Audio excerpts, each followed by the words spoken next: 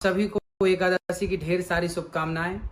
इस एकादशी को निर्जला एकादशी और भीमसेनी एकादशी क्यों कहते हैं, आइए वो जानते हैं।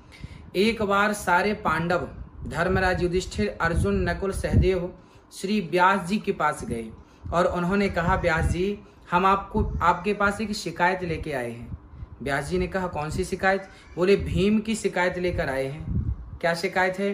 बोले, ये भीम जो है ये एकादशी नहीं करता। तब व्यास जी ने भीम से कहा, भीम आप एकादशी क्यों नहीं करते?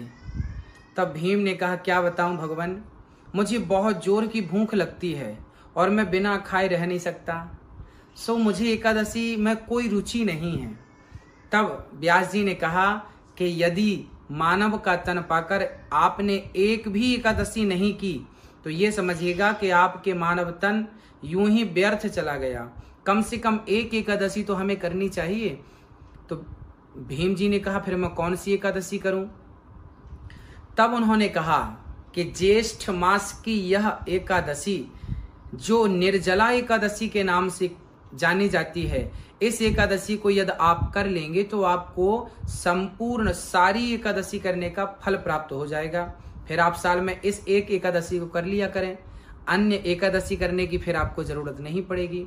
भीम ने कहा, ठीक है, यदि ऐसी बात है तो मैं एकादशी करता हूँ। उस दिन भीम सुबह से शाम तक भगवान के चिंतन में इतने मस्त हो गए कि उन्होंने कुछ नहीं खाया और प्रेम पूर्वक कृष्ण का चिंतन करते, नारायण का चिंतन करते करते भीम जी ने उस एकादशी को किया। इसलिए इस एकादशी को भीमसेनी एकादशी भी कहा जाता है, क्योंकि भीम जी ने इस एकादशी का प्रारंभ किया था।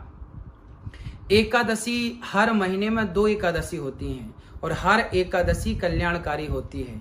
आप किसी भी एकादशी से अपना व्रत प्रारंभ कर सकते हैं और हर एकादशी में इतनी सामर्थ्यता है कि वो आपको मोक्ष दिला सकती है। मानव तन को प्राप्त करके व्रतों में सबसे श्रेष्ठ व्रत एकादशी का है। इसलिए हम सभी परिवार में सभी लोगों को, यदि कोई बुजुर्ग है तो उसको छोड़कर, बच्चे हैं उनको छोड़कर, यदि सामर्थ्यता है तो हम सभी को रोज हर महीने की हर एकादशी का पालन करना चाहिए। एकादशी के दिन सबसे पहले जल्दी उठ जाएं, स्नान करें, सूर्य भगवान को जल चढ़ाएं और प्रेम पूर्वक भगवान का चिंतन, लड्डू गोपाल जी को स्नान कराना, दूध से, दही से, घी से, शक्कर से, शहद से स्नान कराओ, पंचामृत से बढ़िया उन्हें तुलसी का दल चढ़ाओ। एकादशी के दिन क्या करना है कि तुलसी पहले ही एकादशी के पहले, जैसे आज एकादशी है तो एक दिन पहले हमें तुलसी तोड़ लेनी चाहिए और तुलसी से एकादशी के दिन गोपाल जी का अभिषेक करना चाहिए। बढ़िया, कृष्णाय नमः, नारायणाय नमः, नारायणाय नमः, नारायणाय नमः। आप इस प्रकार से भगवान को पुष्पों की पंखुड़ी से भी अभिषेक कर सकते हैं। आप पंखुड़ियां तोड़ लें और नारायणाय नमः गोपाल जी को चढ़ाएं और प्रेम पूर्वक कीर्तन करें, श्रीमन नारायण नारायण का कीर्तन करें।